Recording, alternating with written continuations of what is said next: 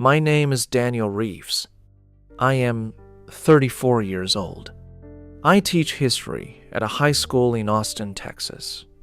And 3 weeks ago, I was grading papers at my kitchen table when my phone rang. It was my cousin Renee.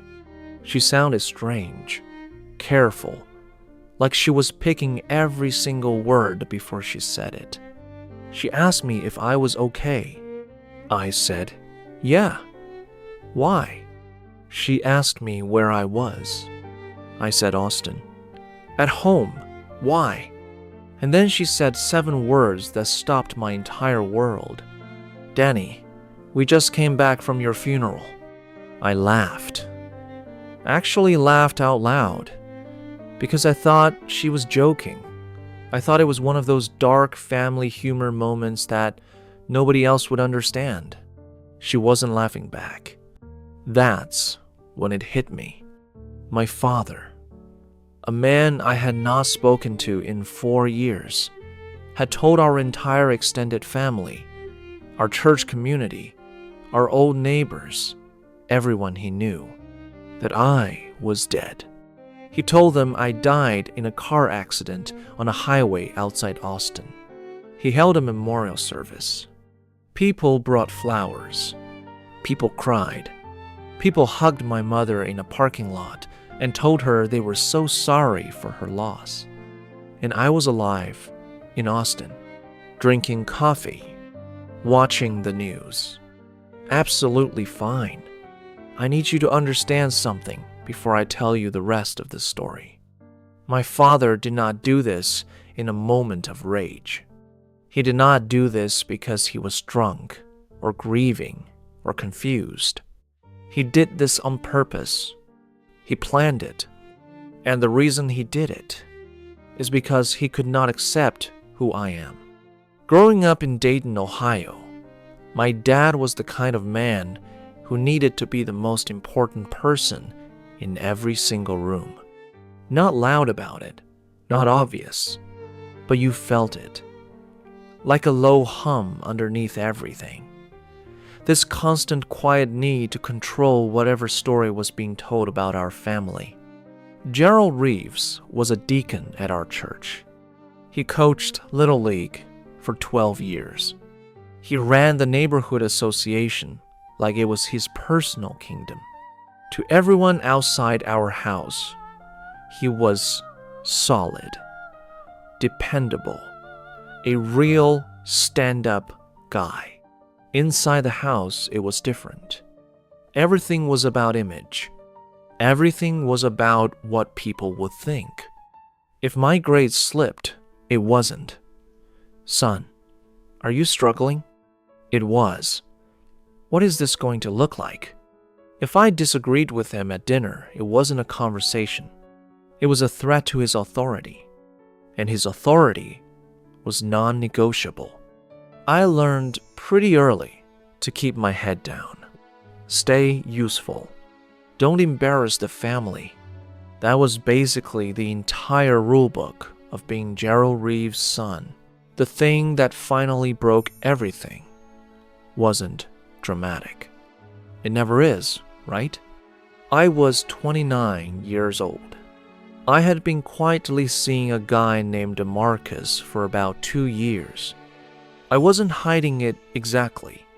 I just wasn't announcing it, because I knew what announcing it meant in my house. My dad found out through my cousin. Classic family gossip pipeline. He called me on a Tuesday night. Very calm, very quiet, which was always worse than yelling. He told me I had 2 choices. I could end things with Marcus, come back to church, and never mention any of it again. Or I could leave and not come back. He said it like it was a business decision. No anger, no grief, no emotion at all. Just terms. I told him I wasn't going to do that. He hung up. That was the last real conversation we ever had. I moved to Austin 6 months later, got a teaching job I loved, found an apartment with good light and a small balcony where I drank my coffee every morning, built friendships that actually felt safe. Marcus and I didn't last, but that wasn't the point. The point was, for the first time in my life, I was living a life that was actually mine. For 4 years after that phone call, I heard nothing from my dad. Some texts from my mom, careful ones, surface level. My sister would check in sometimes, always in a whisper, like she was sneaking around in her own life. I thought we had reached some kind of cold truce. You stay over there. I stay over here. Nobody makes a scene. I was wrong. Renee called me on a Sunday afternoon. She runs a daycare in Columbus. She is one of the most no-nonsense people I have ever known in my life. She does not call just to chat. So, when her name lit up my screen, I picked up fast. She asked if I was okay. I said, yeah. Why? She asked where I was. I said Austin. At home. Why? And then she said it. Danny, we just came back from your funeral. I made her repeat it twice. Then I made her explain it from the very beginning. 3 weeks earlier, my father had called key family members, aunts, uncles, older cousins, people from our church, neighbors I had grown up around. He told them I had been killed in a car accident on a highway outside Austin. He said it happened fast. He said I didn't suffer. He said the service would be small and private because my partner. He apparently used that word like it was something dirty. Was handling arrangements in Texas, and the family wasn't being included. He held a separate memorial at the church. A whole thing. Flowers, a photo board, people standing up and sharing memories of me. My mother sat in the front row. Renee said something felt off from the beginning. My dad seemed almost relieved, and he kept steering every conversation away from specifics. No funeral home name, no accident report, no obituary link. So she Googled me that night, found my school faculty page, updated 3 days ago, my photo, my name, my classroom number. She called me the next morning. I called my mother first. She picked up on the second ring and burst into tears before I even said a single word, which told me everything. She already knew I was alive. She had known for a while. She kept saying, I'm sorry, I'm sorry. I didn't know what to do. I asked her one question. Did Dad know I was alive when he held that service? She went quiet for a long time. Then she said, yes. I don't have words for what that felt like.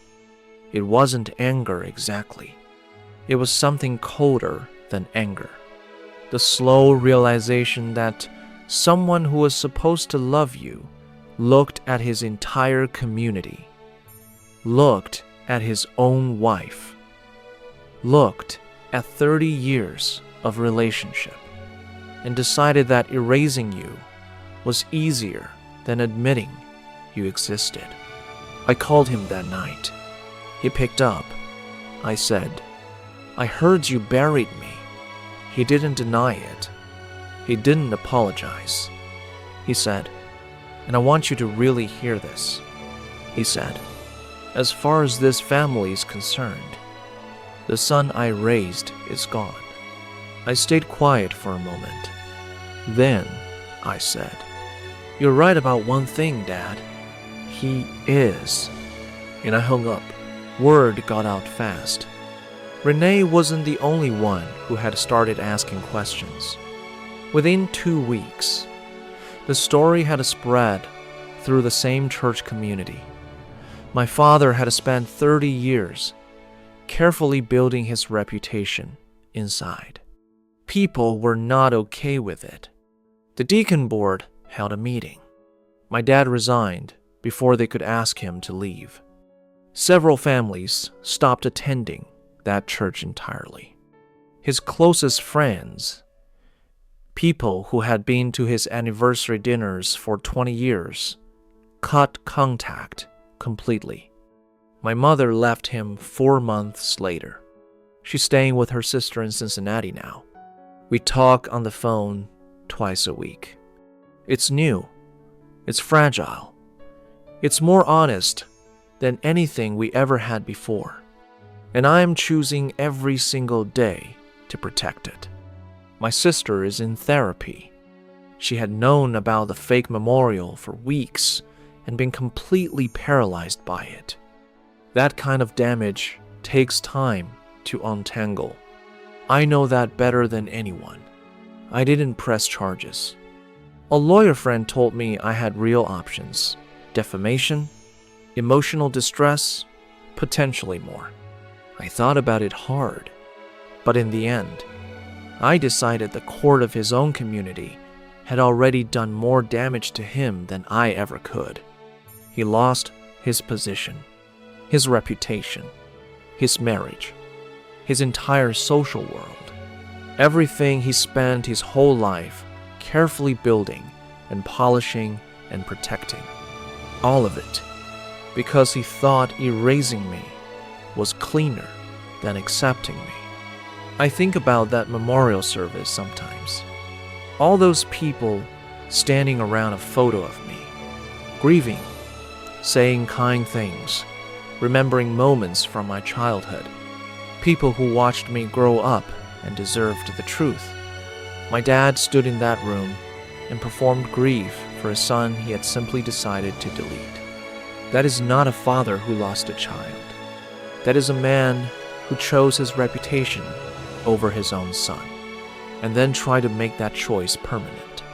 Here is what I know now that I did not know at 29. Standing in my childhood kitchen, being handed an ultimatum like I was a business problem to be solved. You cannot control whether the people who raised you will choose you. You can only control whether you keep waiting for them to. I stopped waiting. I built a life in Austin with people who know exactly who I am. People who don't need me to be anything other than what I am. My dad wanted to bury me. Instead, he buried himself. And I'm still here. If this story hits you in a way you weren't expecting, take 1 second before you scroll away. Drop a comment below with just 2 words. Still here. That's it.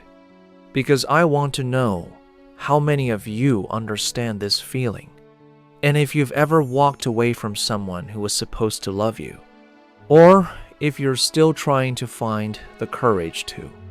Send this to one person who needs to hear it today.